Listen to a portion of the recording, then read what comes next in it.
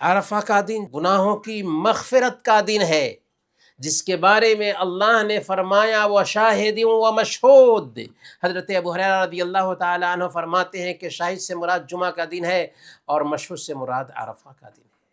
عرفہ کے دن سے زیادہ کوئی ایسا دن نہیں جس میں بندوں کی گردنوں کو جہنم سے آزاد کرتا ہو۔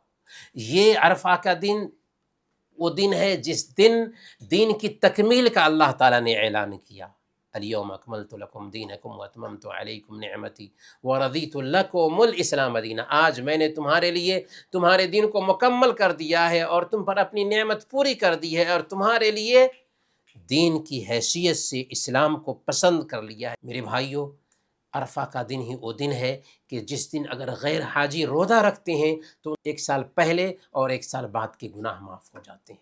سیام یوم عرفہ احتسب علی اللہ ان یکفر السنہ التی قبلہ والسنہ التی بعدہ۔ صحیح مسلم کی روایت ہے کہ عرفہ کے دن کے روزے کے متعلق مجھے اللہ تعالیٰ سے امید ہے کہ ایک سال پچھلے اور ایک سال بعد کے گناہ معاف ہو جائیں گے۔